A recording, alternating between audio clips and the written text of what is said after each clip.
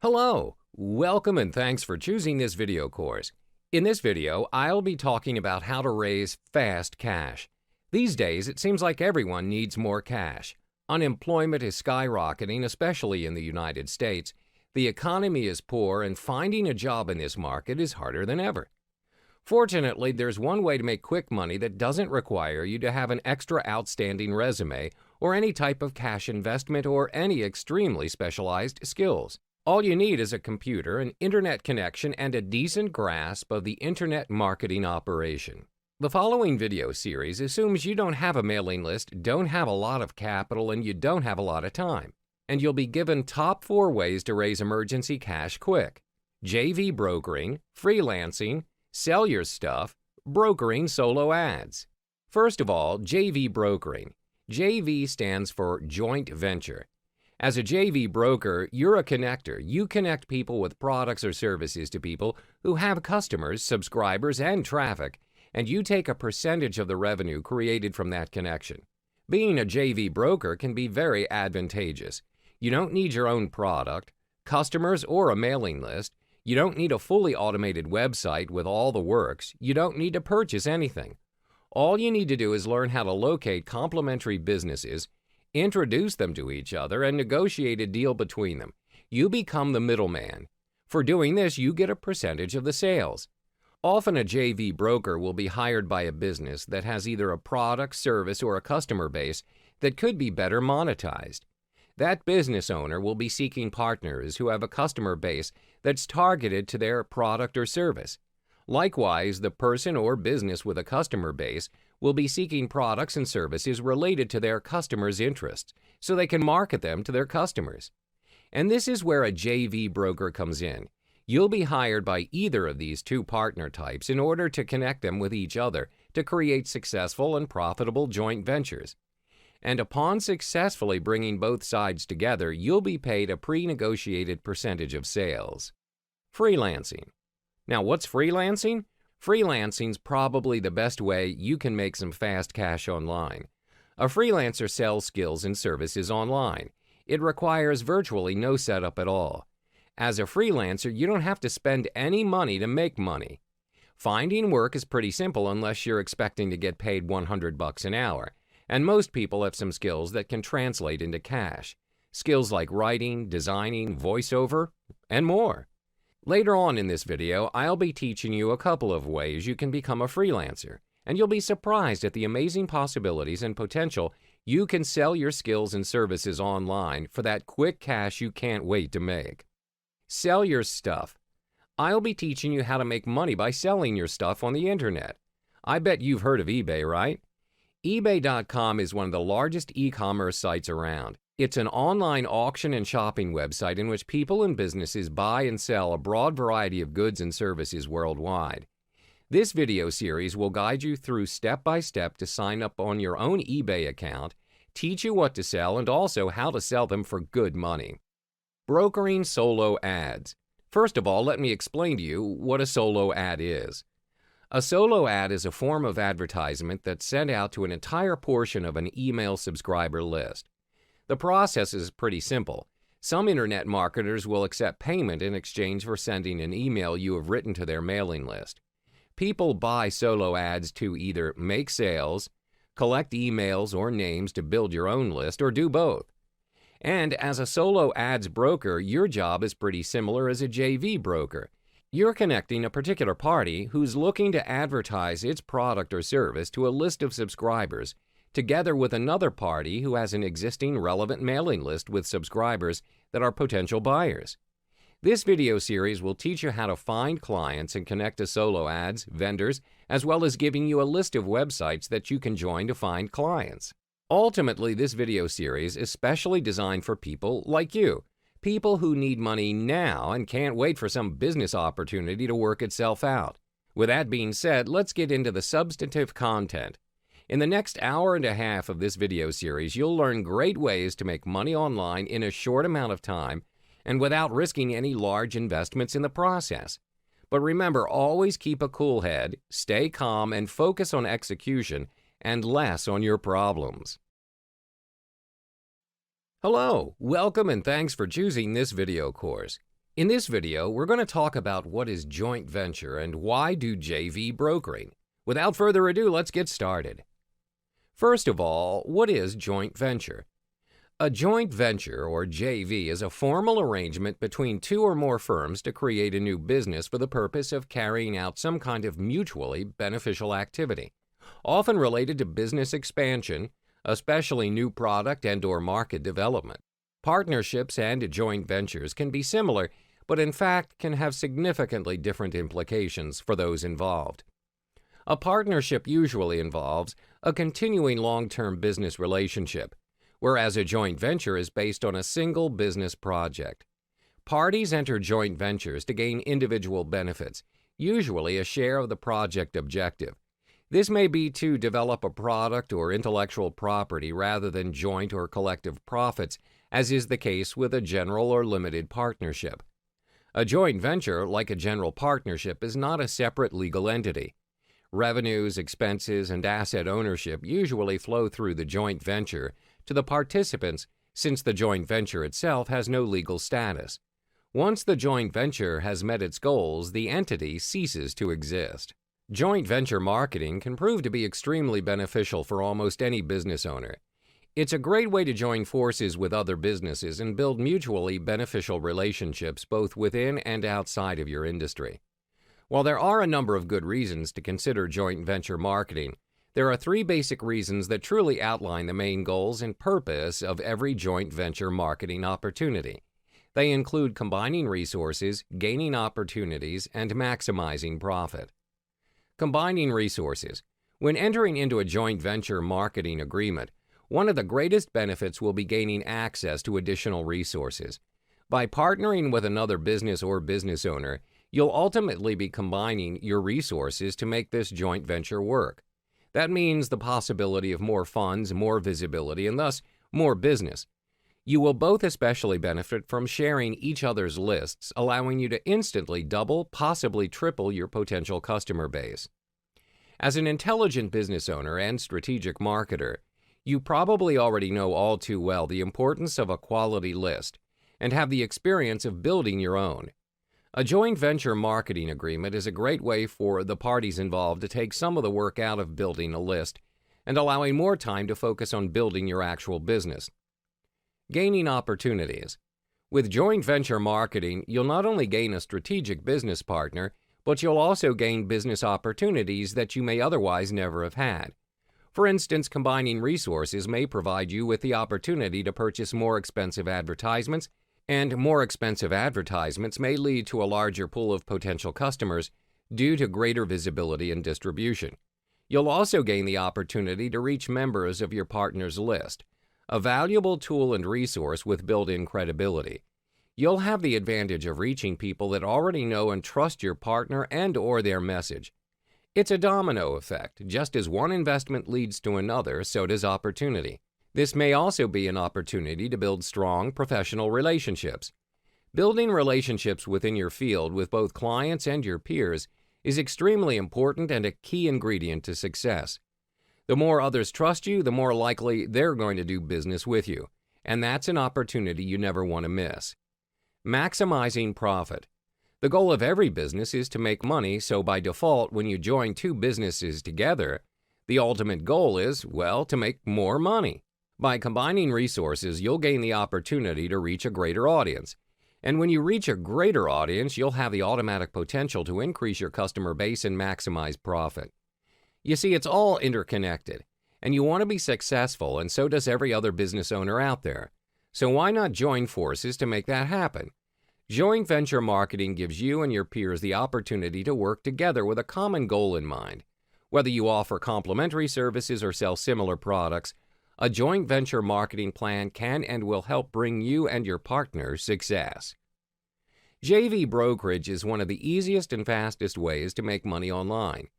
Being a JV broker can be very advantageous. You don't need your own product, customers, or a mailing list. You don't need a fully automated website with all the works. You don't need to purchase anything. All you need to do is learn how to locate complementary businesses, introduce them to each other, and negotiate a deal between them. You become the middleman. For doing this, you get a percentage of the sales. JV brokering requires a deep network of contacts. They are, after all, the people who will make things possible. Without them, the idea, no matter how grand and rewarding, will most certainly sink before it could even take flight. Meeting people and building great relationships with them is a must for this business. Hence, good public relation skills are a necessity for anyone who wants to try this profession. JV brokering also requires a creative mind and a keen eye for the industry. Here are some simple steps you could take if you want to start out with JV brokering. Find possible JV partners. You can do this by building good relationships with the people you've dealt with and are dealing with currently. They are commodities for your success in this field. If you're just starting out, then you could invest some time in specialized forums and continue to brand yourself as a credible player in the industry. Soon enough, you'll have a workable list of contacts. Ask them if they're open to joint venturing opportunities. If they say no, be thoughtful and polite and ask why. Learn all you can from each opportunity you pursue. Educate them on the process. As soon as you find someone who's interested, spend time with them and educate them on the process of joint venturing. Learn how things work. Learn what they're able to do. Learn what they're willing to do. There may be things that they may want to do but can't yet. Try to select the perfect people for the job. The bigger your network is, the more options you'll have. Learn what they're able to do. Learn what they're willing to do. Your job as a successful JV broker is to really know those you are bringing together. Discover their strengths, know their weaknesses. These will all play a very important part towards the success of each joint venture. Present to them the draft of your plan and invite them to hop aboard the joint venture you're planning.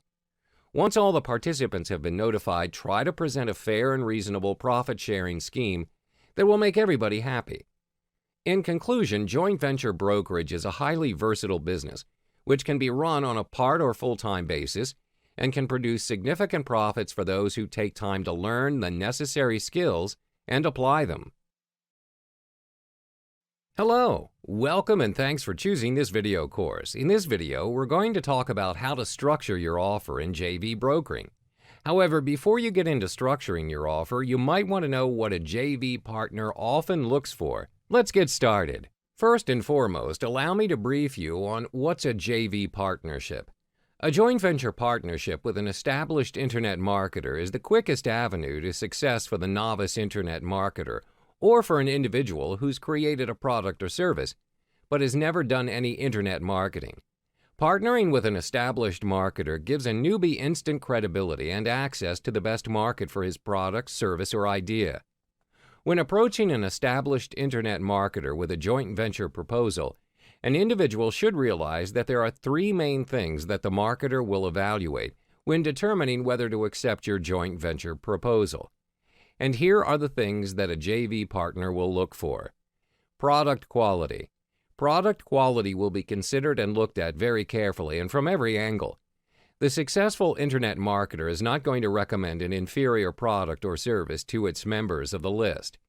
It has put a great deal of time and effort into establishing himself as a reliable and dependable provider of information. An inferior product or service could undo all his hard work. Check what you're offering to make sure it's of highest quality possible and that it delivers what's promised. Market and demand. Market and demand for the product or service has been well established. You must have done your research and be able to prove to him that there is a market as well as a demand for the product or service you're selling. No matter how great your new buggy whip might be, there just won't be a market for it and no demand either. What you're selling needs to be relevant to today's marketplace. Sales letter. How persuasive your sales letter is written will be the final determining factor. Even if you have a high-quality product or service for which you have established that there is a market and a demand, if your sales letter is weak, the established internet marketer will not bother with you.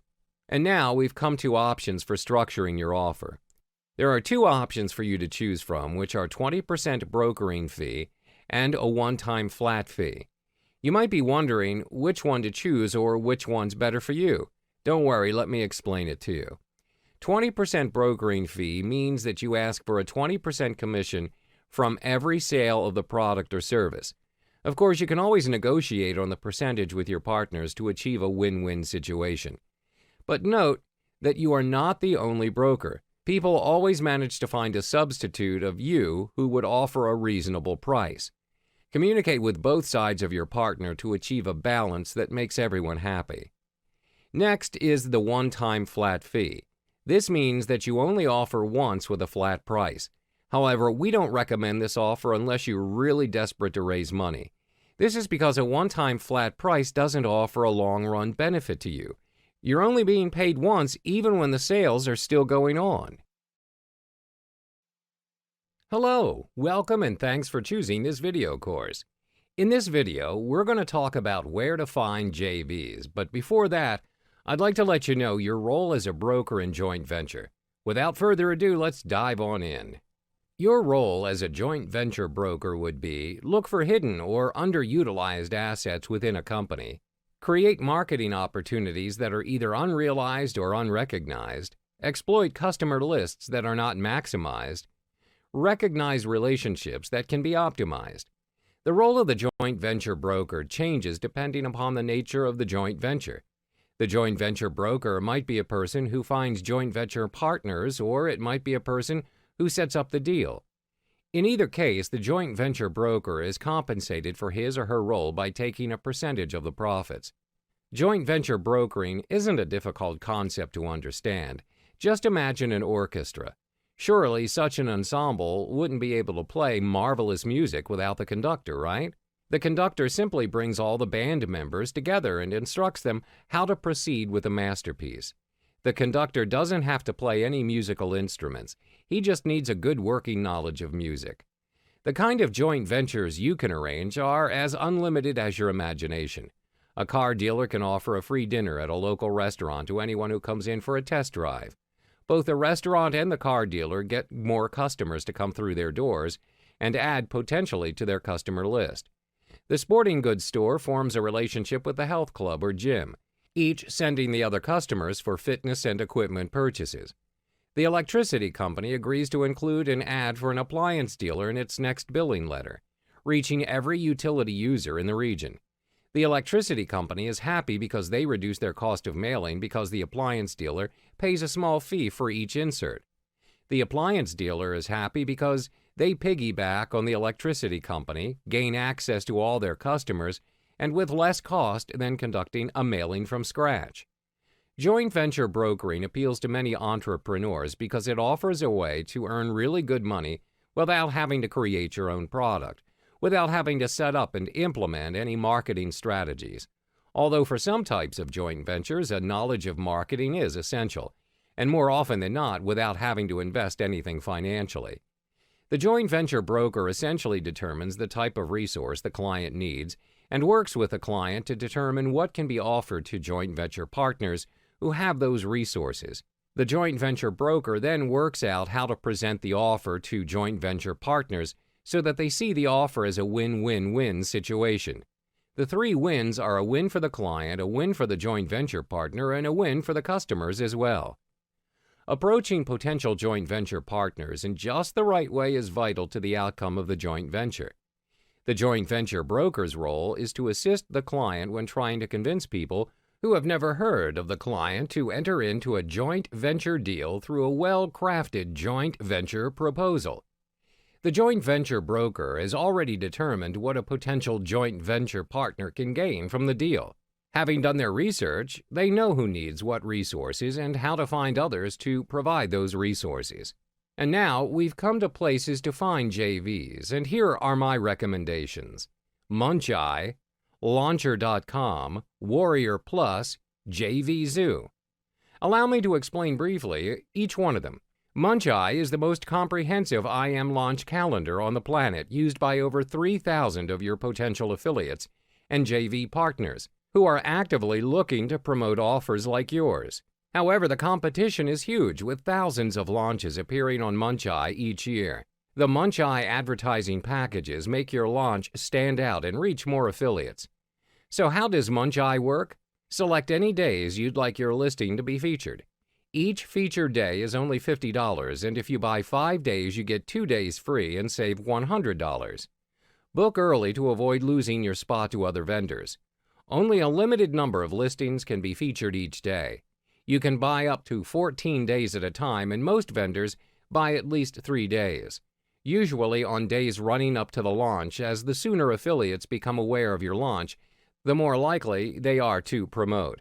If you wish to purchase a featured spot for more than 14 days, please just order additional days in a separate order.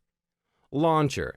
On Launcher, you get your own personal and private installation of web applications like WordPress for evaluation, testing, and training.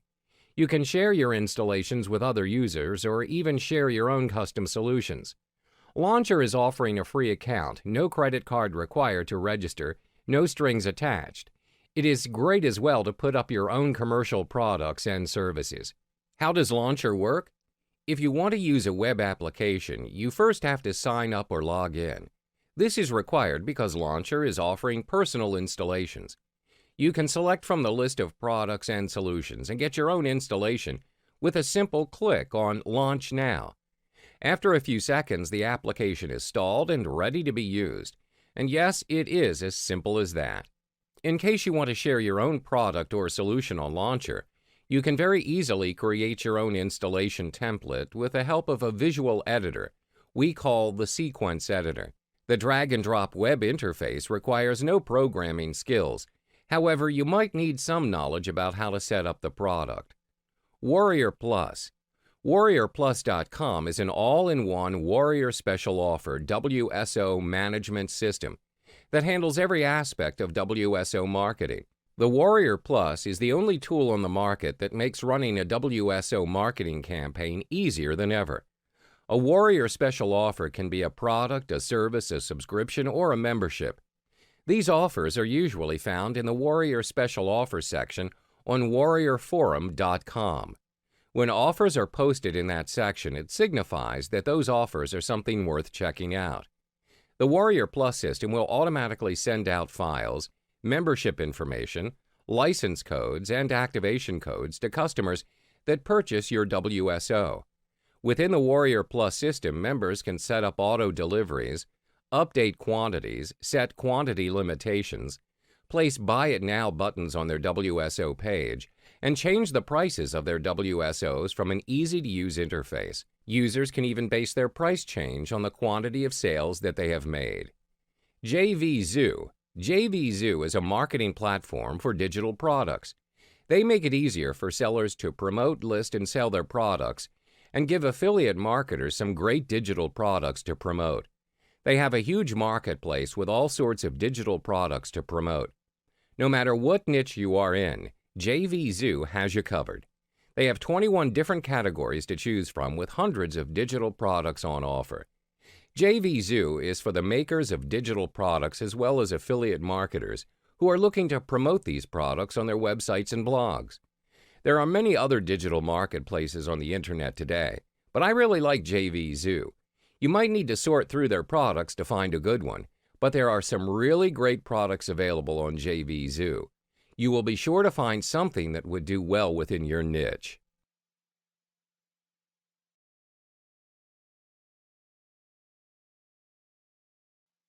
Hello, welcome and thanks for choosing this video course. In this video, we're going to talk about how to contact your product vendors before they launch.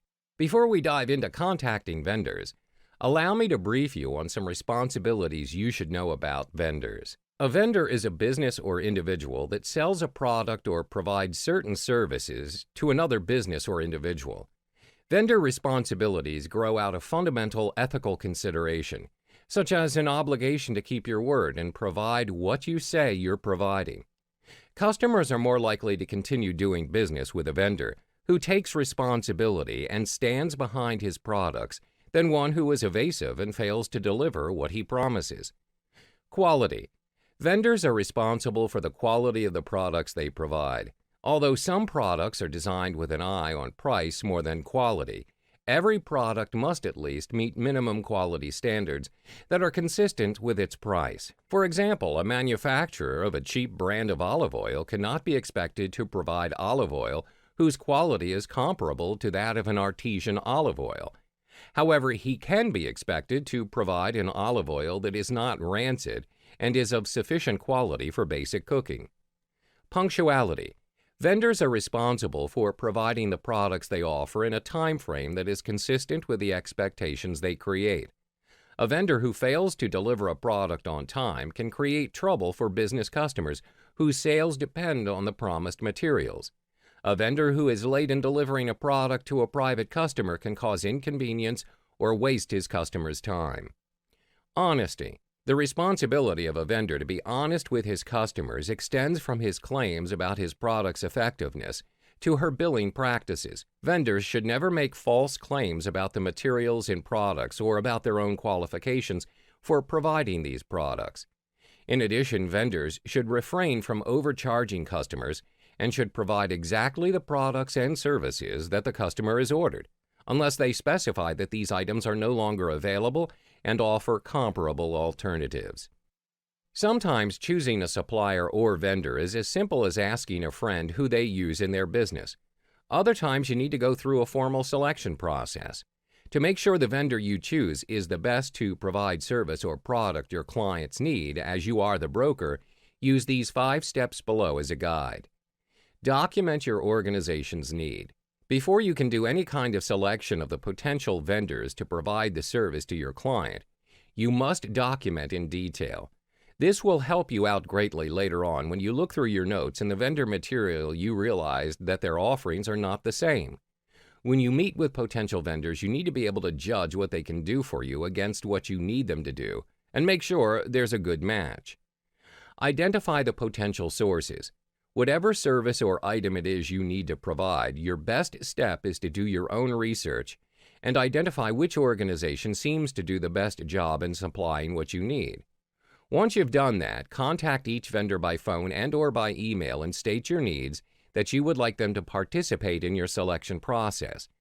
Understand that if this is a fairly small dollar item, they won't be too interested in going through a lot of effort and resource hours and dollars to acquire your business. Initial vendor discussions. This is where your potential service providers come to your site and present their offers, also to discuss how they are going to meet your needs. They need to sell you on why they are the best provider. Typically, it is ideal if you can select up to 8 to 10 vendors to participate initially. Weed out vendors. And now you might find out that several vendors just don't quite cut it. They have an offering somewhere in the ballpark, but based either on price or specifics of service, they're just not going to be able to meet your needs. This is where you weed those providers out. Final vendor round. This is the final chance for each of the finalists to make their offer stick and to win your client. Have a final discussion with them separately on price and their offerings. Now is the time you may want to get even more specific about your commission. You're looking for ways to pick the best vendor both in terms of price and service. I'm sure that you would want a win-win-win situation for both of your clients. Last but not least, let's have some tips on how to manage your vendors. Here are 2 things to consider that will help you efficiently collaborate with your vendor team. Understand vendor roles. Vendor responsibilities can vary from business to business, so it's not safe to just assume that everyone knows their role. Instead, it's important to clarify and be aware when assigning tasks. Knowing your role and the role of the other vendors will help avoid duplicate efforts and prevent stepping on each other's toes. Expand your network. Knowing the people you are working with is a great opportunity to expand networks and grow your business as a broker. Building relationships with other vendors helps bring awareness to your company and assists you in expanding the scope of your business. Once you build your core vendor relationships and begin to refer businesses to each other, your circle of referrals will grow exponentially.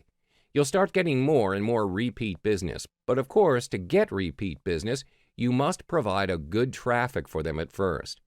Teaming up with vendors and working together can also create better pricing for yourself. With the rise of social media, expanding your network and building in-person relationships with other vendors can translate into having more hands sharing your work online. The more efficiently you work with other vendors, the greater chances are that you'll be able to grow your business as a broker and increase your revenue. Hello, welcome and thanks for choosing this video course. In this video, I'll be talking about the types of freelancing you can do to earn fast cash. What is freelancing? Freelancing's probably the best way that you can make some fast cash online. It's completely legal and effective because you're selling your skills in service. It requires virtually no setup at all. You can do this even without a website. All you need to do is get yourself a payment processor so that you can accept payments online. Okay, let me explain the concept of freelancing with an example. Let's say you have a friend who knows that you can come up with some pretty cool website designs. You've been doing this for a while, but you never thought of doing this for the purpose of making money. So your friend emails you one day and asks if you'd design a website for him. He says he wants to put up a site for doing comic book sales. Then he says the magic words, "I'll pay you." Now think about this. You don't have your own website advertising your service as a web designer. You've done no advertising. You've done nothing but respond to an email asking for your help. And the person's willing to pay you for it. That's really all freelancing is. There are millions of people out there who need to have various odds and ends jobs done for them. They're willing to pay for this service. All you got to do is go to where these people are, find out what they want, and offer them your service. Yes, it's that simple. Okay, so the question is, what are you going to freelance? There are many opportunities on the internet that will allow you to render your services for a fee. Whatever it is you're good at, there are always people who need what you can provide. These opportunities are collectively known as freelancing. It's very easy to do some freelancing work on the internet. The entire world is your market. In the pages to come, we'll be discussing these 5 freelancing opportunities that can provide you with a stable income, the amount of which may even rival the salary you receive from your day job. Confused about where you can find work?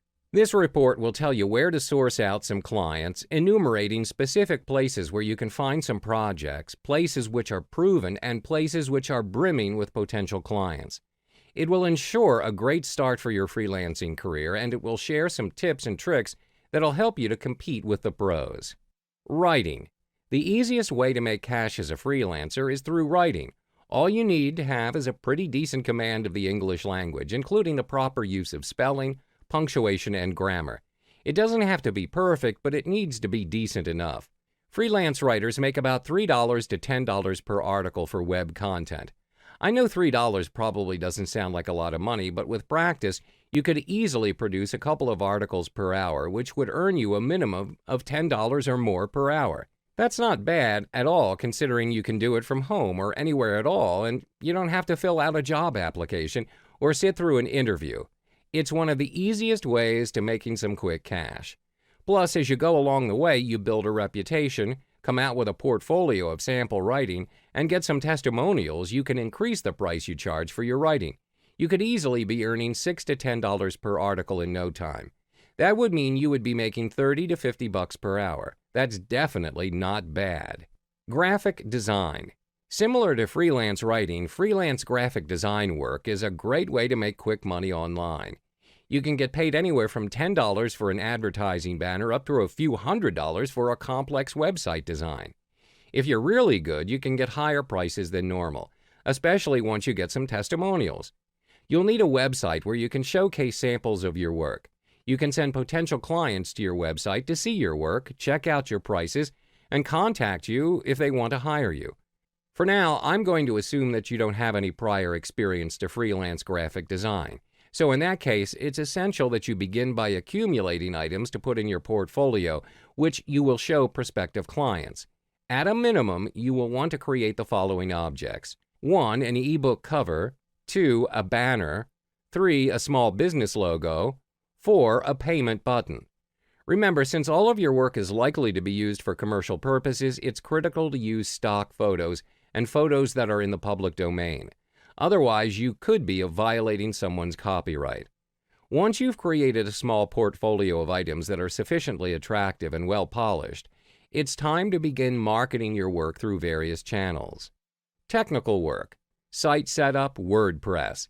You can also make some quick cash by offering your skills in some technical work like website setup or WordPress setup and design. There are businesses where the owners have no skill or knowledge at all in technical work, and as such, they're willing to pay those skillful ones to solve their problem. And there are also clients who have too much to handle and are just looking for extra help to take care of their site's maintenance and development. You can offer your service from simply setting up a website to selling a WordPress maintenance package to your clients. We're talking about offering a monthly WordPress maintenance package to your clients. There are plenty of small and mid-level organizations with no internal web team. They've got websites they outsource, and details like security and backups are a constant worry. WordPress needs to be kept up to date, and too often clients don't bother. Then you get that panicked call about a hacked site. Or some kind of oops makes it disappear. They want you to bring it back right now, but they never paid you to set up any kind of backup system. Or themes and plugins need to be updated, but that simple click breaks something and a client needs immediate help. You take care of the details and your client doesn't sweat it. To you, they're relatively minor issues, often automated and simple, but to your clients, they're business-stopping nightmares. Voiceover jobs are a growth industry now with so many websites wanting audio. For years, there's been a need for people to record audio for ebooks, videos, and more. You would be chosen for how your voice sounds, and you'd simply have to record a short script. This makes it a good side job for those who are looking for some fast, easy cash. The recordings can be done at home easily enough, and you're literally paid just to speak. As a voiceover artist, you can literally pick and choose your own hours. When you accept a voiceover job, you commit to doing the work by a certain time and date. All you have to do is have the recordings back to the company by that time and date. Apart from that, how and when you choose to do the work is entirely up to you. You can still work a day job and pick up voiceover freelance jobs to work on any other time. Getting paid for voiceover jobs can happen in a number of ways, but usually the money is simply deposited in your bank account and a set number of days after you've passed the recording over to the client. If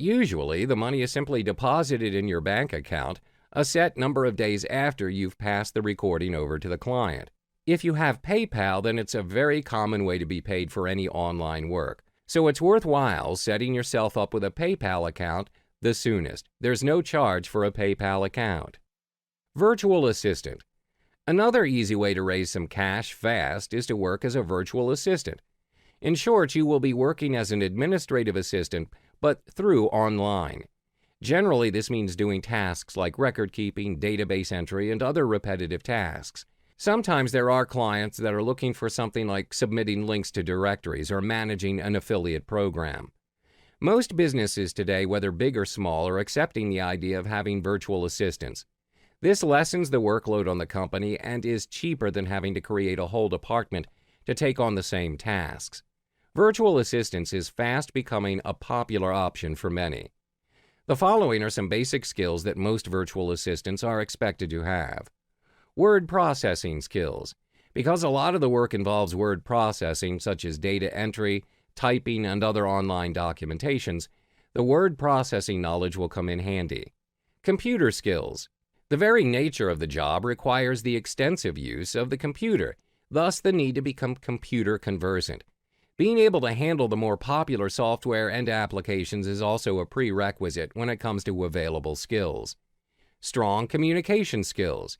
This is also another necessity when it comes to the capabilities listed for virtual assistants. Being able to communicate effectively and accurately, both verbally as well as in writing, is very important, as a lot of the communication needs to be explicit and understood on all levels. Strong writing skills. The bulk of the work is done through emails and faxes. Therefore, there's a need to be well-versed in writing skills in order to execute the requirements of the job well. Proofreading material is also something that is expected as part of the job requirement. Strong management skills. This will come in handy when there is a need to coordinate several different elements at any given time. These areas may include the advertising aspect, the marketing side, and perhaps even the public relations platform of the business. If you need immediate payment, you should look for one-time small jobs. Put in a low bid and offer to work around the clock until you complete it. If you do a good job, there's a chance the client will release the funds to you within days, which you can then transfer to your PayPal account. Alternatively, you can pick up very large jobs and require clients to make a deposit of, say, 30% on acceptance of your bid. This means that you'll get 30% of the project's full cost as soon as you're hired, which you can immediately transfer to your PayPal account and then deposit in your bank. The ultimate idea here is to make credible bids. You can do this by writing a proposal that is specifically tailored to the project rather than just writing something generic. You can also do this by submitting samples of your past relevant work, a copy of your resume, and anything else that might provide specific information to the client. Hello, welcome and thanks for choosing this video course. In this video, I'll be talking about where to post your service for freelancing gigs. The first stop for many freelancers are the various freelancing and outsourcing sites. Here are some freelancing sites to try. There are quite a few of them you can try, but you'll be facing a lot of competition from all around the globe. Some people are writing articles for as little as 50 cents each on these sites. The quality is horrible at that price, but they still manage to get the work. Another great way to get work is on the various internet marketing forums. Here are some of the forums you can try to find freelance work. These forums are full of successful marketers who need freelance services. It can be pretty hard to find a good, reliable freelancer, so they'll be more willing to give you a chance. You can also get slightly better prices than you can on the freelance sites. Remember, don't go spamming these forums with offers. You'll need to follow their rules, and you may need to pay to post an ad to get business. But paying $10 or $20 is a drop in the bucket compared to the amount of money you can make from a single offer. But I'll be further explaining on two of the freelance sites specifically in this video course. The Upwork.com and Fiverr.com are the largest and most globalized freelance platforms where most freelancers and clients frequent and seek for freelance jobs and services. Upwork.com. Most freelance services like voiceover, graphic design, virtual assistant can be found on this site. With over 1.5 million clients, Upwork, formerly Odesk, offers something for every type of freelancer. With over 1.5 million clients, Upwork, formerly Odesk and Elance, offers something for every type of freelancer. It accommodates both short and long-term projects, hourly or project-based work, to entry and expert-level engagements. Regardless of what possession or skills you're offering, Upwork is likely to have it for you. The steps to navigating your way in Upwork are pretty simple. Just simply sign up for an account on the site and you can browse through thousands of job postings. It's made simple as you can search by category based on your skills and fill out applications for anything you find relevant. If you get interviewed or hired, you can track your hours or project status on Upwork and then get paid directly through the site. Here are some ways to increase your chances of landing a job. 1. Fill out your entire profile with samples and references. Clients may contact you about jobs, so you need to make your profile as enticing as possible. 2. Take multiple tests. You'll have to take the Upwork readiness test before you can apply for jobs, but then you should take others related to your skills. This shows clients that you can really do the work. 3. Link a withdrawal option to your account. This takes a long time to set up, so you should get it going while you work on your first project. 4. Include a cover letter for every job you apply to. Do the same just as you would do for a regular 9-to-5 gig. Explain your profession or skill. Fiverr.com is a good place to start to build your freelance empire. Sometimes looking for a platform to present your services can be the most difficult thing for a freelancer. Connection is all a freelancer needs, and Fiverr has created this platform for you. This is a place where everyone can be connected to search for the services they need. Fiverr is a marketplace where people can offer their services starting at a cost of $5. The concept of Fiverr is straightforward. As a seller, remember this 4-step procedure. Communicate with the client, accept the gig or send them a custom offer, deliver the gig, complete the order. How to use Fiverr? Fiverr is extremely easy to navigate and use. The website design is clean and clear that even first-timers can understand the concept easily in no time at all. First of all, signing up for a Fiverr account is free of charge. Go to their website, then click on Join to sign up for the account. As mentioned, enter your email and set up the password. Or you can connect Fiverr to your Facebook or Google account without creating a new account. The whole process is extremely easy. It's not necessary to fill in any other information unless you want to customize your profile manually. After that, you'll receive a confirmation email from Fiverr. Activate your account through the email. Once you've completed the activation, you can start selling on Fiverr. Aside from that, you'll need to have your own PayPal account. PayPal is the main payment method that is accepted by Fiverr. If you already own one, link it to your Fiverr account. If you don't have one, it's time to create one. Don't worry about the fee. Remember, PayPal is free.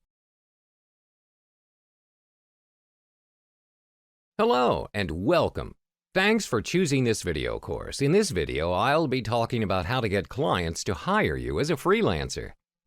Now that you've locked down the types of jobs you can do and where to offer your skills as a freelancer, it's time to teach you how to get clients to hire you. This is usually where people make their mistakes and ruin their potential of getting hired. You can't just sign up on any freelancing sites, respond to a job request and say, "Hey there, I can do that, hire me." You need to present yourself in a professional manner, and you must make the initiative to contact them first. Don't just sit around and wait for clients to come to you. Every freelancing site may have their different ways of processing your job application, but they all have something in common: your proposal or offer. Whether it's done through the site or responding to an email or anything else, you're going to submit a proposal to the person looking to hire someone for the job. So that's the first thing I'm going to cover. Keep in mind that there are so many different types of freelancing assignments. So I'll have to keep this as generic as possible because there's no way to write a proposal that fits perfectly for every type of job there is out there. So listen to the following proposal and adapt it to the job that you're looking to apply for. A normal job description you might come across on freelancing sites would kind of read like this: looking for somebody to write 10 articles on internet marketing.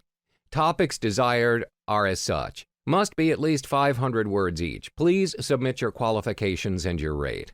And this is how you should respond professionally. Introduce yourself, state your profession, what you have been doing, show them your best sample work so they can evaluate if you're fit for the job.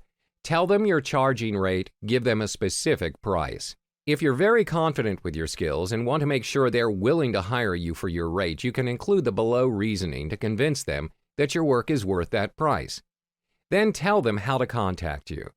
The reply method will depend on how the site works. It could be a member ID, a member name, or your personal email. Just follow the instructions on the site. That's how you reply to a job request. If you present yourself in a professional manner, you'll win a lot more bids that way. So the key to landing yourself a job on freelancing sites is to simply pursue nonstop. The internet is so big, and the amount of freelancer offerings is unlimited. You just have to be full game on and put yourself out there so clients will notice you and hire you for your skills. The key is simple: go out there, present yourself every day until you get hired. Go on to all the freelancing sites and search for relevant job postings, find those that you're interested to work for, and send in your application as many as you can daily. It's a numbers game after all, and the more frequently you appear to their eyes, the higher your chances that someone will find you the right fit for their job. You just need to be really aggressive, not in a way that will offend or annoy someone. Don't sound overconfident, just be aggressive in your posting. Offer yourself on a daily basis at every possible job offer you can find on all freelancing sites. You can also send frequent reminders. Bottom line is to be persistent but not pushy. If you don't hear back from someone that you don't know very well, you should give them a week to respond before you send a polite follow-up. Your message should sound something like this: "Hi, a week ago I sent you this really awesome idea and I wanted to follow up and see if you're interested in pursuing it further. I'd be happy to chat about it in more detail. Let me know if you have any questions. Thanks." Always keep it very short and to the point. People are busy, especially editors of larger blogs or publications, and more often than not, they don't respond because they're busy. Sometimes all they need is that little nudge. A reminder to respond to that email was somehow buried among all the rest. And sometimes sending a simple reminder shows that you want something bad enough and that you're really committed to that request. Lastly, follow up with clients. This is something so many freelancers fail to do, and it kills more business than you can possibly imagine. After completing the assignments, most freelancers simply thank the customer for their business and they move on. They think that just because they did such a great job for the customer, they're going to be contacting them for more work. In many cases, that doesn't happen. After completing the project, ask the customer what's their future plans. Ask him if he thinks he's going to need more work. Remind him to give you a shout if he does. There's an old saying, out of sight, out of mind. And trust me, once you're out of sight, you're so out of that person's mind, he may even forget you did the work for him. Keep the relationship going, but make sure to keep things professional at all times.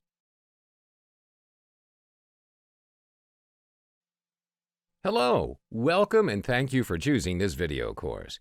In this video, I'm going to guide you step by step on how to set up your very own eBay account, as well as your eBay store. When it comes to setting up your very own eBay account, it's as easy as setting up your own social media account. Before we jump into setting up your eBay account, there are two types of accounts that you need to know of from the start, which is the personal account and the business account. There are two means to determine if you should go with a personal or business. If eBay is all new to you, start with a personal account first. If your business blooms, you can consider stepping up into the business account without any loss of previous transaction history. If you already have an established retail or online business, you can straight out go for the business account. That being said, if you start your very first online business and you've decided to opt for business account, make sure your business is set up legally. That means that you register your business name with your state and abide to the state's law regarding sales tax collection. Compared to business accounts, there are several advantages to it. If you have an established company, you can register using your company name, which would be displayed in all communication with your buyers, such as invoices and emails. If you're based in countries under the European Union, you can provide the value-added tax (VAT) percentage to buyers when you list up your item. Additionally, you can receive net invoices for the selling fees from eBay by providing eBay with VAT identification number. Other than that, there will be tax advantages, but it's best to check with your accountant or your legal advisor. You may still be asking yourself, should I still register as a business account? There are several simple factors to determine if setting up a business account is the right path for you. If your business model is based on what's listed below, it's a good thing for you to start up a business account so that you can sell items that you have bought to resell, sell items you've produced yourself, sell a large amount of items on a regular basis, sell new items that you bought but don't use personally, buy items for your business. Now, if you have determined which account to use, let's kick things off with your seller account. Please ensure your key information such as name, address, and phone are correct. Other than that, there are two aspects that you need to specify as well, which are selecting your automatic payment method for paying your seller fees and eBay money-back guarantee reimbursements. On the home page, there are links to sign in or register. Left-click on Register to begin setting up an account. This will take you to a screen where you're required to enter your personal information. You will be required to key in your email twice and a password. Once you've done that, you are required to key in your first and last name followed by your phone number depending on which country you're based in. Click to continue to head back to the home page, or you can customize your own username or choose from the names suggested below before you proceed to save. To sign up for a business account, click on the Business Account section below. You will be directed to this page where you're required to fill up your business information and business contact information. Next, we'll be entering the verification code shown above, which is a 6-digit number. Left-click the box icon beside I agree to the following to indicate that you have agreed to the user agreement and privacy policy before clicking continue. To change your account from personal to business, scroll to the top left bar and hover to pop up the Account section and select Account Settings. On the next page, click Edit to change the account type. Key in your business name and proceed to complete the process by clicking Change to Business Account. eBay offers 3 types of selling features for you to manage your sales, and they are accessible from your eBay account page. My eBay. My eBay helps you manage individual sales, and it's exceptionally useful for beginning sellers. The selling tool is practically free, and it's already a default tool under your eBay account at the Selling section. Selling Manager. Selling Manager helps you handle multiple sales in less time. Through this tool, you can manage listings, track sales, and perform common post-sales tasks such as handling feedback, email payments, and shipping. There are no fees required, and you can subscribe to it for free. Selling Manager Pro.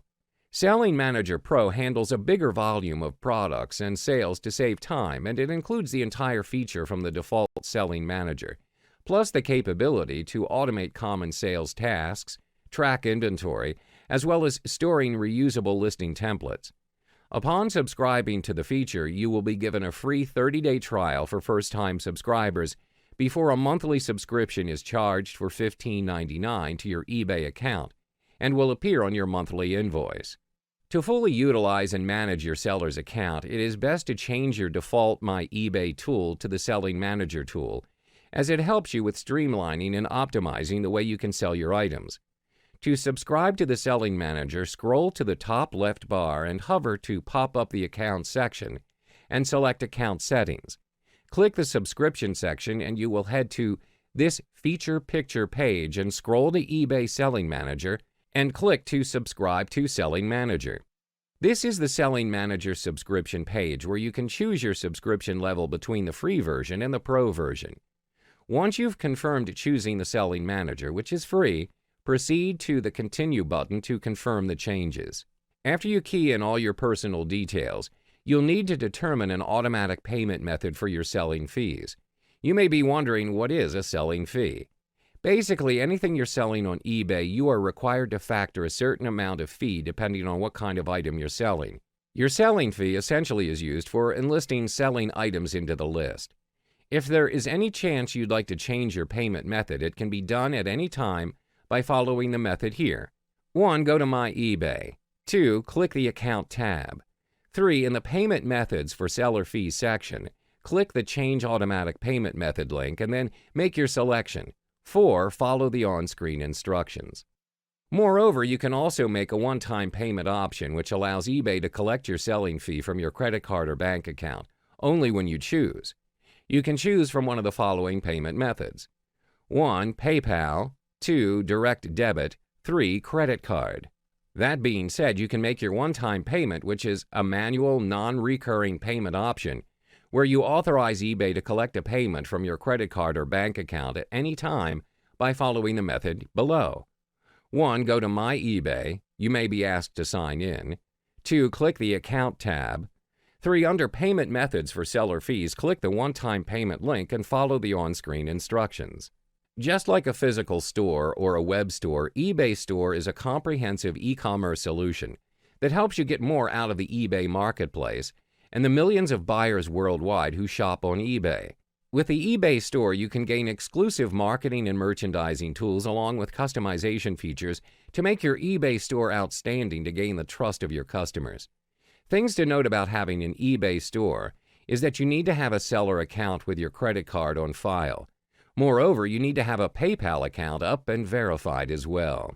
After you've successfully opened up your eBay Store, you should be prompted to subscribe to the eBay Store by choosing a subscription level based on your personal needs. When it comes to deciding which to subscribe to, the basic store is the best option if you are new or inexperienced with online business. Moreover, if eBay is a new platform for you to conduct e-commerce business, it's best to choose the monthly subscription to test out the market before considering using eBay as a long-term online business site. Once you've keyed in your desired store name, click Continue to proceed to the order page details before proceeding to confirm your monthly subscription to the basic eBay store.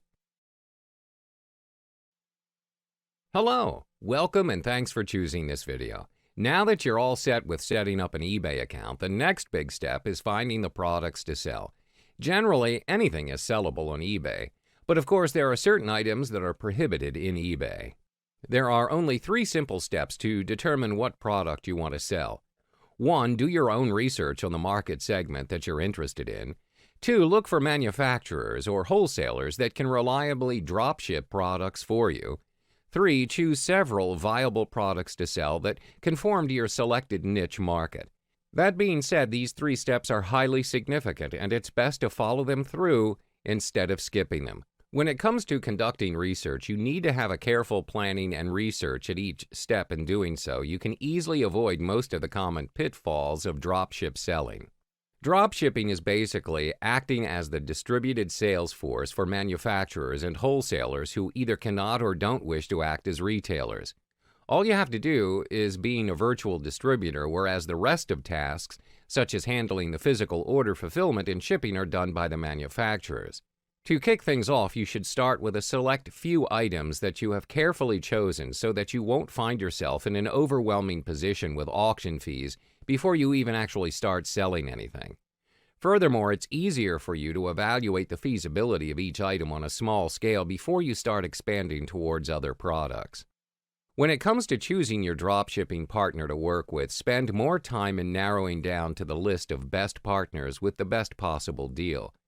Any dropshipping partner that's approved by eBay is quite reliable to choose from, but you'll find that their entire product catalog is well represented on eBay by a number of other dropshippers. Once you've found the right company that's willing to do dropship work with you, find out how long they've been in the business and how long they've been doing dropshipping for clients. There are great deals to be had by buying products abroad, especially in countries in Asia, and having them shipped directly to your country. There are setbacks, of course, like dealing with foreign countries due to international shipping and custom regulations, but generally most eBay dropshippers suggested avoid using foreign suppliers entirely. The least you could do to offset your compromises is look for special deals with foreign partners, but limit the bulk of your goods to domestic wholesalers. Through this method, you'll be able to not only take advantage of some truly fantastic deals with what is typically less expensive merchandise, but you'll also be able to keep up with other companies through contacts and trade publications when your domestic companies are no longer capable of offering you some of your best-selling choices. Basically, there are only two basic types of source for drop-shipped goods: manufacturers. Manufacturers are able to supply the same goods yearly at wholesale prices, but not as low as bulk pricing unless you convert your business model or sign a special contract if you find yourself with a good, reliable selling item that you're keen on continuing to carry. Closeout sellers and liquidators. For closeout sellers and liquidators, you may be able to get the best deal, but they're not renewable and they probably won't give you a very good deal at all. The quality of the items offered may not be up to par, and the chances are slim that you'll be able to send back defective or low-quality goods. In eBay, there are a variety of items that are available from the private sellers. That being said, niche markets are the optimum way to compete in this very crowded eBay marketplace.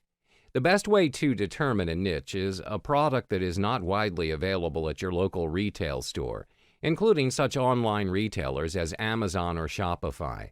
Usually, people that have a niche with a good knowledge of the products often have a good head start. If you don't have a good niche to start with, search for categories that have only a few listings in your local area. Especially lucrative are product sectors that can be served by small local outfits that are often selling at a very high profit. The market in itself is pretty much saturated throughout the years, but they're not entirely out of line, as there may still be suitable niches out there for different consumer electronic categories, but they may still be harder to come by. Even though there are several target markets out there to choose from, be prepared to compete with other wholesalers, which means that your prices will have to be lower than your competitors. These items are applied to different categories ranging from craft-making supplies to photography equipment and to just about everything else in between. You can even supply raw materials for projects, plans, and patterns for crafting items, finished products, or even ebook guides on how to make money from a given hobby. To focus on this particular niche of items, you need to absolutely fill that niche completely to make your store more appealing for customers and their desire to visit your store. There are various items that can be formed into a collectibles item, even if the items are not in the best shape. There are still people more than willing to fork out money to purchase them. Generally, there are well-known collectible markets out there for such items as dolls, figurines, and even stuffed animals. In eBay, collectible items are usually very well present, and they have become collectors' go-to areas to search for. This is generally the go-to option for drop shippers, since many trades have a very specific niche for the materials and tools. Furthermore, there's a high chance to have a specialized trade publication that is highly valuable source of information about wholesalers and manufacturers that could have gone through with local distributors that charge an excessive amount to carry the manufacturer's unique product. If you take the opportunity to contact manufacturers and inquire about the dropship opportunities, you may find yourself in the chance to serve markets that have single distributors that they have overlooked even without undercutting their pricing. Not to be confused with the media from the local or international media that delivers news to the public. Media refers to items such as books, movies, and music that are sold on eBay. This niche, especially electronics, is pretty saturated, but there are still specific niches out there which can be pretty uncommon, especially in countries that do not have access to it. Dropshipping on eBay has become a staple technique in eBay, and it's in your best interest to try this method out. Hopefully, this guide will help you with determining what to sell on eBay through dropshipping. Good luck! Hello, welcome and thanks for choosing this video. When it comes to selling stuff on eBay, most sellers would have the business mindset of the more you have on your list, the more you can sell. What you didn't know is that there's more to eBay than meets the eye. There is so much more you can do with eBay instead of selling stuff from your own list. That being said, let me share with you several strategies that you can do to sell stuff that you don't even have to entirely own it to sell it out.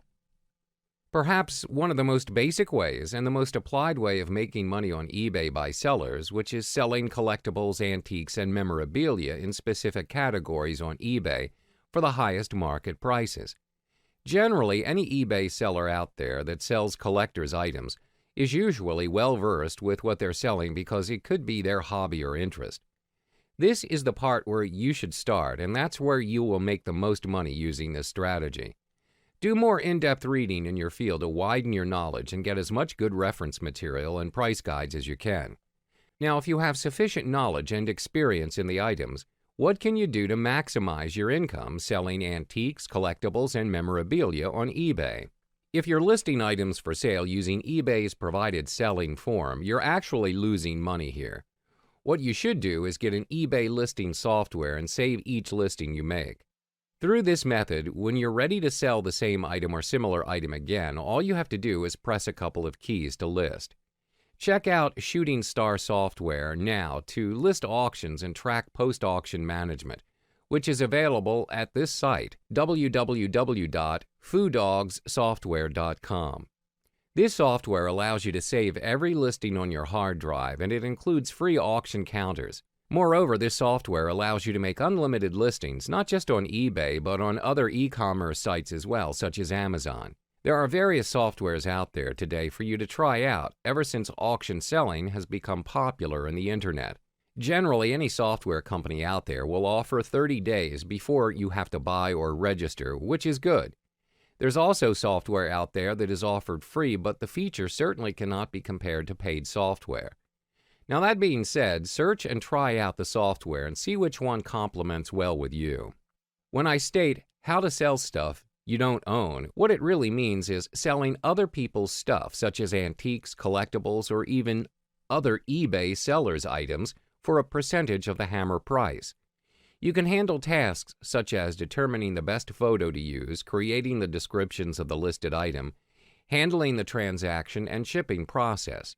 To earn back the effort that you put out, you can charge for 10 to 20% or more of the hammer price after cutting down the eBay fees. You can use the net listing where the owner says to you, "All I want to get out of this sale is $50. You can keep whatever you get over that." The low minimum bid method may not work in this situation, and you'll probably require making it a reserve auction, or kickstart the auction at $60, that's 50 plus 20%, with no reserve. If it fails to sell, make sure you get a refund for eBay's listing fees or get them up front from the owner.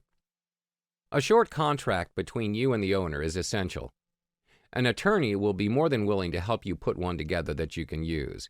Use it over and over again by photocopying it and filling in the details with every new client. Check with your attorney before doing this to prevent any legal problems from occurring. There shouldn't be many problems with doing this, and there are people out there who practice it and make lots of money not just for himself but for the clients as well. It's pretty much a win-win situation between you and the owner. All you have to offer is your technical expertise, and the owner provides the merchandise. It's as simple as that. To find a client, all you need to do is search eBay Seller ID. Top Cat to see his or her listings. 99% of the items he or she is selling are on consignment from other antique dealers. Arbitrage is basically a method used in the stock market by big players who search for price discrepancies from a single market to another. This method is even repurposed and applied in the eBay marketplace. All you need to practice this method is to specialize in the item you desire to sell. Add depth to your knowledge, read more books, study anything related to your field. That way you see the item, you understand all the features from top to bottom compared to other sellers out there that provide an overview explanation or a description of the item. From there, you can turn around and sell the item on eBay Gain for a nice profit due to the fact you fully understand its true value, comprehensive description of the item, better quality pictures with various angles of the item, instilling great confidence to the bidders that you know what you're selling. That's basically what eBay arbitrage strangle is. What you should do to take opportunity of the eBay's market on the buying side of the trade. Create a list of search items that will help you seek out items that you're interested in. Take, for instance, when you search for a limited edition gaming mouse. Always have a list of terms in a text file on your computer, and all you have to do is copy and paste the keywords into eBay's search window. When you're coming up with a list of items, use terms that a person who's familiar with what they have listed would use. For example, the limited edition gaming mouse, search on limited edition glow-in-the-dark mouse. Always make your search terms obvious. Once you've found an item that you know you can make a profit out of it, bid early and enter the highest bid you're willing to pay. Do not ever go back and enter another bid. That's a straight path to losing your money. If you get it at your preferred price or better, good. If not, the item goes beyond your highest determined price, just forget it and move on to the next item. It's very easy to have bids on 50 to 100 items at one time. If you win 10 or 20 out of 100, you're actually doing very well. When it comes to searching for certain items that are not sold at retail stores, your best bet is to look for it at the local auction house or during an online search. That being said, let's look into what kind of places you should keep an eye out. Yard sales, a great place to buy cheap and rare items. Generally, you don't have to spend much time looking for auction merchandise at yard sales unless you're looking to buy conventional items. Rummage sales, similar to yard sales, but they are run by NGO. Charitable fundraising sales and auctions. These sales are run by volunteers of an organization who are trying to raise money. Most of the items are donated to the organization, where the items are priced and tagged before auctioning. Estate sales, usually conducted when the estate wants to get rid of old items to pay off outstanding debts or just to cash in the items. The Salvation Army, reasonable place to look for eBay merchandise, and they are reasonably priced occasionally. Used bookstores, generally when certain books do not make any sales and they're just eating up storage space while trying to stock in new books, store owners would usually sell it for below the market price. This is a great opportunity to snag some books that are highly sought after in the market if you have knowledge of it. Mail order sources. There are various booksellers and glass dealers and other antique dealers out there who would only do business by mail. Get on as many mailing lists and ask for as many catalogs as you can.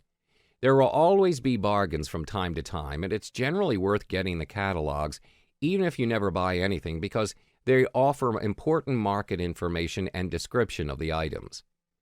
$1 stores. Yes, $1, but the items are either books or merchandise. New stores.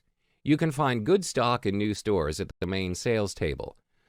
At times, the items such as closeouts or specials can be bargain. At times, the item once purchased are not returnable. Shows and fairs, generally run by associations in which members of the organizations can display their items. Usually, they hold them at large halls at places such as a university, hotel, or convention center, or even an auditorium. The Internet. Pretty much the only place that you can find any item that you search for. Hello, welcome and thanks for choosing this video course. In this video, we're going to talk about the solo ads business. So what does it mean by solo ads? Curious? Let's dive in and know more about it. Solo ads, also called email marketing, It is a business tool that enables you to communicate with your staff, your suppliers, and your customers by sending out emails. When considering a definition for email marketing, there are a number of ways to define it, from the broad to the specific. Here are some key components to what a successful email marketing campaign does. Direct mail. Emails that are sent directly to current and potential customers. Retention email. Frequent and regular emails are sent out to current customers. Email-placed ads. Marketing ads are placed within emails sent by others. Let's look further at each of these components. Direct emails. It is a call to action on the part of the customer. Let's say you receive an email from a business. You may or may not have heard from them, and you may have never signed up for any of their email lists. Businesses can obtain these lists by buying them. Either way, the business sees you as a potential customer and wants to entice you with a good deal. You may even have done business with them before, and they want to do business once more by offering something you might be interested in, or a better deal than before. The purpose of direct emails is to be promotional. They might offer you a product or service, or they ask you to sign up for something. Potential customers are more likely to get these types of emails. Retention emails. Retention emails are the equivalent of printed newsletters. While still promotional in nature, retention emails attempt to retain customer loyalty by offering the customer something. This could range anywhere from coupons to up-to-date news on the latest products. These types of emails are sent out on a regular basis. It could be a weekly or monthly basis, but usually the business tries to send out emails weekly to retain customer interest. Email-placed ads. Another way to do solo ads is to get some advertisement space with another email. Many times businesses that send out retention emails reserve space for other businesses to place their advertisement. This can be beneficial for you as a business, especially if you have studied the demographic that you're marketing to and the potential customers you could gain. Knowing what other types of businesses your potential customers go to and listen to is a great advantage because it allows you to strategically place your ads in emails and get clicks. It is also a benefit for the business with which you have had an ad placed because they'll know that their emails are being read, and they can also do a bit of analytic work to determine where their customers are clicking. Simply put, yes, email marketing works. Of course, there is the stigma of spam that keeps people wondering whether or not email marketing is still effective. Email marketing, just like other forms of internet marketing such as social media marketing, it is fast-paced and must be adapted. As you can see, many companies put quite an investment in their email marketing campaigns. They're willing to spend the money because they've seen the return on their investment. Your email marketing campaign can also be monitored once you've sent out the emails to customers, both current and potential. The data can be analyzed in a number of ways, including web analytics, downloads, search inquiries, and visits to promotional events and offline stores. The growing complexity of today's email marketing has created a deeper need to carefully consider the creative aspects of your email messages. While the need for quality and effective design has always existed from a pure marketing standpoint, challenges that are unique to the email space require a different look at creative from the perspective of accomplishing specific goals via email. This module introduces several critical parameters that could be given creative consideration and provides tactics to optimize creative for maximum results. The facts. Research that analyzes how people view emails indicates marketers have 3 seconds to catch readers' interest. That's a limited amount of time to make an impression, inspire readers to keep reading, and get them to complete your desired action. Compound that data with additional research that suggests readers keep at most 8 brands in their inbox at one time, and it's clear that the need for great creative is paramount to your email marketing success. Dimensions. Another consideration is the width of your email messages. Depending on screen resolutions, the email message that fits nicely on your screen may require horizontal scrolling on someone else's screen. Besides the annoyance factor, if any of your important content is hidden by the scroll, your readers may miss it and not read further. If you keep the width to 600 pixels or smaller, the vast majority of readers will see your full message within their screen. although it is possible to use a variable width instead of a fixed width to accommodate all resolutions. Variable widths do not hold items static within the message. Text and images will slide back and forth across the screen to accommodate screen size. Variable width email messages are not recommended. Images. Images are obviously an important aspect of your design as they draw interest and help communicate your message. So the bigger the better, right? Well, not necessarily. There are several factors to consider when using large images. One is load time. Large images take more time to download than smaller images. While a growing number of Internet users connect to the Internet with broadband, you'll certainly annoy and possibly lose the interest of someone with a slower connection who has to wait for your images to download. One way around this is to slice a large image into smaller images. Another aspect to consider is how your email message will look to someone who has images disabled in their email client. If you don't have any text above the fold and your reader has images disabled, all they will see when they first open or preview your message is a large gray box. For readers to even view your message, you're relying on them to take an action and enable images to be downloaded. If readers don't have a compelling reason to do so, they may very easily discard your message without reading it. Let's continue to the remaining parameters. Rich media. Advances in online media technology have enabled you to do some pretty cool things on the web. For instance, flash-embedded video and audio. But do these technologies transfer to the email marketing world? In some cases, they might. The important step in determining whether to use rich media in email is to take a close look at your audience. Will they be able to view Flash? And if they are they more likely to respond to Flash? If the answer to both of these questions is yes, then it certainly makes sense to test. However, you'll find that being able to view Flash and other rich media consistently in different email clients is not common. Flash is not supported in many email clients. Specifically, Microsoft Outlook 2007 does not support Flash or video. Even with email clients that do support rich media, your audience may not yet be ready to receive this new technology via email, and using it could affect response rates. Another factor to consider is the ability to track activity generated by rich media. Landing page considerations. Getting readers to click on links in your email is your first goal. Your second goal is to convert those clicks into a desired action.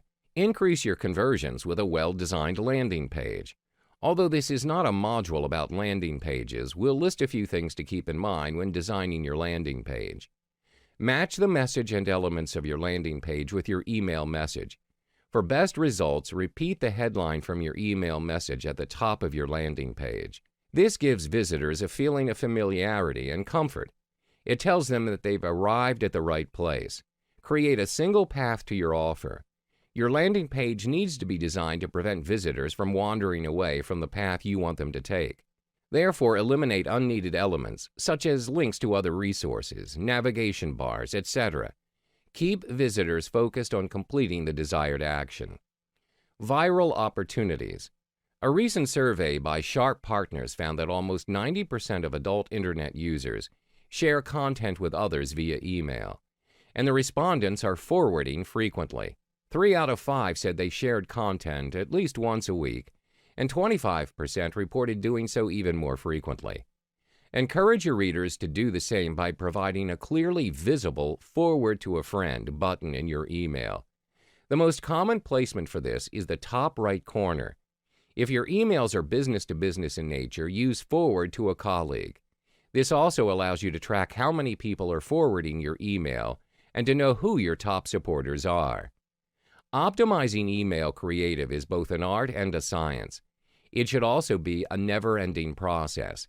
Our best recommendation for optimizing the creative for your email messages is to take a close look at your messages and try to implement a few of the areas noted. After you've made some changes, track the results and optimize a few more areas. It's better to make progress in small, manageable steps than to wait and plan for a long-term change that never comes to fruition. If examined on a regular basis, email creative can be a major contributor to the growth and success of your email marketing efforts. Hello, Welcome and thanks for choosing this video. When it comes to finding vendors, most people would use Facebook as the main platform. This is due to the fact that it's so much easier to stay connected, not only just to the vendors, but other buyers as well. Not to mention, it's even more convenient to determine which vendors have the right niche of subscribers that suits your solo ad campaign. Let's jump into the module, shall we? Compared to using Google search or solo ad membership sites, Facebook group is perhaps one of the best mediums for you to find the most compatible solo ad vendor for you. It's also a great platform for both buyers and solo ad vendors to provide or gain first impression of a vendor. Through these groups, you gain access to other users' comments and the results they have gained from the solo ad vendors. That being said, there are various subgroups you can find in Facebook, and it's pretty easy to find a group. Now, to find a group, there are several keywords that you can use to find certain groups. 1. Testimonial. 2. Marketplace. 3. Traffic. 4. Traffic directory. 5. Group. 6. Tested. 7. Online market. These are the select few top keywords that are used to search for solo ad groups. Even though there are various groups to join, there are two things that you need to keep an eye out for. Firstly, to determine whether the group is still active or not. This is to ensure the group is still consistently getting updated from other members about solo ad vendors regarding feedback and status. Generally, smaller subgroups are the ones that potentially end up losing steam and go inactive. But it's best to check the group's latest posting through the timeline section. Secondly, go through the timeline posts to see the posting environment. What I'm trying to say is that any drama or conflicts being posted, spam or irrelevant posts, and toxic negative comments. If any of these issues are present in the group, it's best to move on and find the next group. Generally, most groups with administrators or moderators would do their job to moderate the group, and that's a good group to join in on. Even though most of the testimonials posts are positive, a majority of the posts are mostly done by other solo ad vendors and not the buyers. It's widely practiced by new vendors if they want to build reputation the fastest and easiest way. Chances are their list may even be similar to other vendors out there that help out each other as well. Generally, it's not a bad thing, but their list may become saturated instead of being a niche list of subscribers. If you're aiming for a niche list of subscribers, look for new vendors as their lists are not saturated with other solo ad vendors.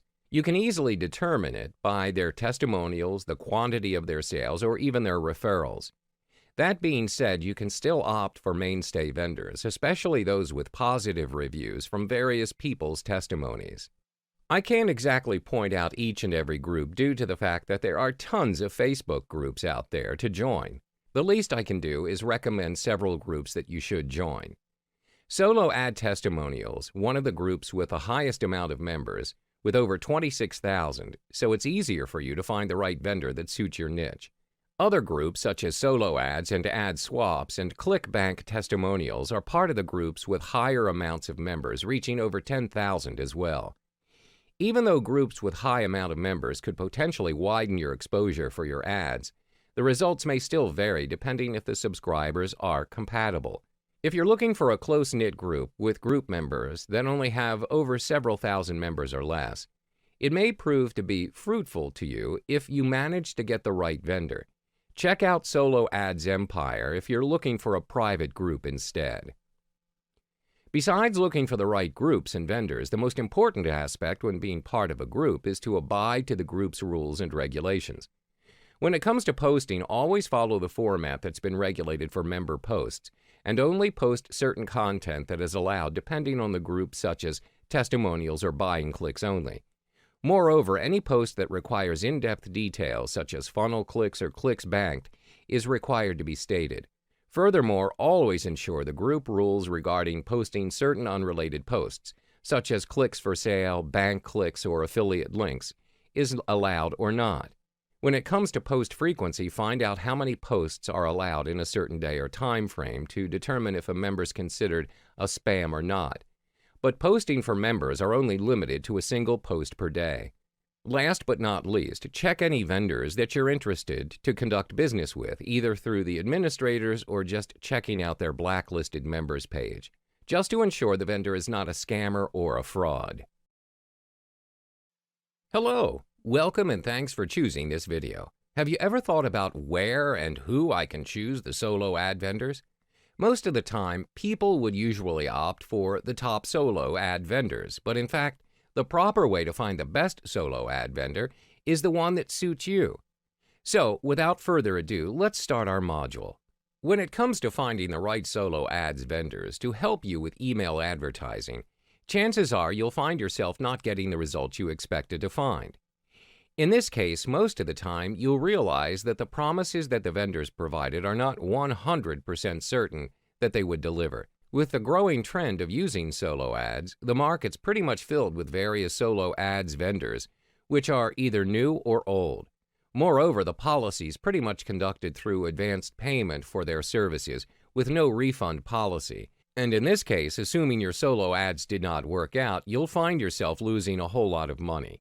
Now the key question is, how do I find the right players to run my solo ads? First of all, you need to find a vendor that has a list of subscribers that fills in your niche. Generally, any solo ad vendors out there have their very own personal sales page or a Facebook page to keep in touch with their subscribers. That being said, how do you exactly find them? Now, there are three ways for you to find them. One is through Google search, Facebook groups, and solo ad membership sites. With Google search, you could search for your niche plus solo ads. Even though it takes 1 to 2 steps to finding a solo ad vendor, it still isn't recommended to rely 100% off the top 3 search results and what the vendors offer from their sales pages. The second method you could try is Facebook groups. Similar to Google search, just type in solo ads in the search field and you'll find them. Compared to Google search results, you'll see that the Facebook groups results shows that the solo ad vendors are testified based on the Facebook group community members. This is one of the best ways to gain results on how good the vendor is with his or her subscribers. The third and last method you could try out is solo ad membership sites. There are various sites that you can sign up for, whether you want to buy, sell solo ads, or do both. You can try out solochecker.com, which is free, and you may just find yourself several top vendors suited for your business there. Most of the vendors offer solo ads at an affordable price compared to their actual price shown on their sales page, and most of the time they can deliver the clicks at the same day within several hours. Now that being said, the results may affect traffic you'll get, and it's quite hard to stay in touch with the sellers before booking your solo ad. Moreover, there are chances that the vendors at Solo Checker will not stick around with the business in a long-term basis. Additionally, there will be blacklisted vendors there that conduct fake traffic, so it's best to check through all the essential details with any particular vendors that you do so desire to conduct business with. Another site that you could consider is the Udemy.com site, which you can buy and sell solo ads. Moreover, Udemy, they offer ad swaps and clickbanking services, which is a great thing if you already have a list of subscribers. Most important, always be wary when searching for solo ad vendors and check through all the necessary details. The TrafficMonopoly.com, which is a relatively new site, is also a good choice to search for solo ad vendors. You can even get good discounts from premium solo ad vendors as well. Compared to other membership sites, they have a contract with over 90 top solo ad vendors, and you can get a lifetime for only a single payment, which is a great benefit. This is a crucial step to ensure the solo ad vendor is legit and still active, as it has been known there are fake solo ad vendors out there, as well as inactive ones. There are several aspects that you must look into before you could come into a conclusion if the vendor is good. First, are those testimonials legitimate or fake? Are they from their sales page or through Facebook group posts and comments? Most important is checking out the video testimonials, as they're not exactly an easy way for vendors to fake those. Secondly, are the testimonials old or recently updated? Has anyone ever received sales? What are the terms and conditions? Can you use your own email swipe? Lastly, do they add new subscribers to their list daily? Now, when it comes to contacting solo ad vendors, there are only 2 aspects that you need to go through to decide if he or she is the right vendor for your business. First and foremost, always use their preferable way to contact them. Usually, they would have contact info listed at the bottom of their sales page. Generally, solo ad vendors prefer to get contacted through Skype messaging, which is a really good way to converse in real-time conversation without the need to waste time waiting for a reply, be it through email or social media chat messages. The second aspect is to ask questions. Just like conducting an interview, the three main points that you must cover is their speed of delivery, cost per click, and their tier type traffic. You can find the answer to these three main points at their sales page. If they don't, feel free to ask them. Always ask questions that determine if the solo ad vendor is suitable to help out with your business. This is to ensure if the solo ad vendor is able to accommodate to your solo ad campaign as well as your outcome for how many subscribers and front-end sales you'll gain. Now, that being said, it's best to get subscribers that are highly engaging into your mailing list. 1. How long have you been in the business? Similar to ice-breaking, you may come to understand more of his business background, as well as solidifying how long he or she has been in business, as well as his or her credibility. 2. Who is on your list? This allows you to come to understand if their list of subscribers actually complements your business or not. Cover all the specific details to ensure that his or her subscribers are the right market for you. 3. Did your subscribers double opt-in? This question will give you an indication whether his or her subscribers are responsive or not in terms of opening their emails. 4. Is your list built on paid traffic only? Assuming you're also running your own list of subscribers, if the solo ad vendor subscriber list is identical to yours, there is no other reason to run a business with the same traffic source.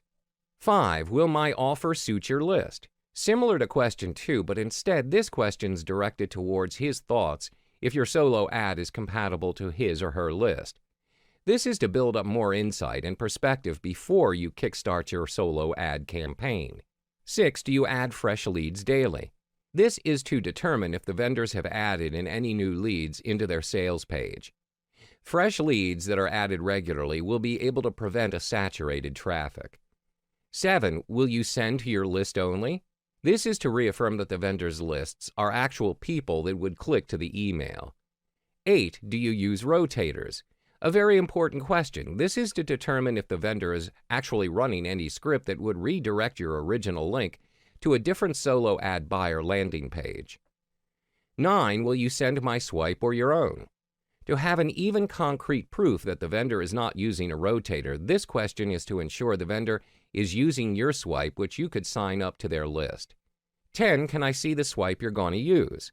I follow up to the question number 9 if the vendor does not show his or her swipe. This is a red flag for you to avoid buying from them. Chances are the vendor's not answering your question number 8 honestly. If the vendor shows you the swipe, you can improve the subject line of the first email in your sequence and landing page headline. This is to meet their expectations and use similar or exact words. Hello, welcome and thanks for choosing this video course. In this video, I'll be talking about mindset conditioning on how to raise emergency money. There are just a few things that you might want to tuck in the back of your mind for your freelancing productiveness. These are some aspects on how you can work with your mindset conditioning to ensure you do not experience burnout in the process of working to raise emergency money through freelancing. Having to raise emergency money. I know that you're either in a rather tough financial situation now or you're just out there wanting to get some extra cash. Regardless of your purpose, you should emphasize on being calm and less desperate. Your attitude affects how good or bad you will perform, and your performance will determine your results. What you believe in and how you feel strongly about things will influence the way you react to them. Having a positive mindset means acting in a positive way. For example, you send out 10 applications and got 10 rejections today. The same thing happens tomorrow. On the third day, you'll expect rejection again, and this belief will create a future of failure because you hang on to that losing attitude. It will form a psychological effect where you're expecting it to happen before it really does. Positive thinking really works wonders. When you feel good, you work well and create better results. It's like a giant wave that gives you only the good things in life. While you cannot avoid negative feedback and rejection, you can look at these objectively and use what you learn from it to keep on target. You learn fast from these failures so you can succeed faster. You just need to stay calm and continue hustling. It will eventually come to you. Like I mentioned before in the earlier video courses, freelancing is a numbers game. You just have to hustle hard in getting yourself out there to appeal to clients to hire you for jobs. When you first start off, it's nothing you can do to gain immediate project credibility as compared to other experienced freelancers. So if you want to compete, you have to do it along other margins, namely price and completion time. If you can offer lower prices and fast delivery times, there's a good chance you'll get selected every once in a while. Another important thing to keep in mind is that you will not be selected for most of the projects you bid on. In fact, when you start, you can expect to get rejected at least 75% of the time. Don't use this as a reason to give up. Instead, continue to post on all projects that seem reasonable given your skills, and get comfortable with the idea that you won't always be selected. As you complete more projects and get more feedback, your acceptance rate will improve. So when you start making money, save some to eventually build a real business. You can make some good money through working freelance. When things start to go well, you'll be making some money, probably way more than the emergency cash you wanted to earn initially. This is the golden time to expand your career. You can multiply the amount of money if you are determined to build a real business. Create a budget, both personal and business. You can seek advice on the expenses that people typically have freelancing in your area of interest and use that as a basis. Then save up accordingly. Build up a big fund to start your own business. If you follow through your budget planning and make serious cuts in your spending, along with diligently saving some money, you should now have a nice surplus of money coming in each month. Don't be tempted to spend it. Instead, sock it all away into a savings account. In fact, do it automatically. Instruct your bank to automatically transfer a healthy amount each week into a savings account on your behalf. A lot of freelancers start out small and eventually grow into working their very own business. The reason is simple: because they can and they make money. Freelancers work the same way as any other office workers. You work in front of the computer as well, sometimes even longer hours than normal office workers. And the best thing is you get to choose the assignment and take the amount of jobs you want. You can plan your finances accordingly and use the money for greater things. So remember, save up and you can start your own real business with fixed income or even more.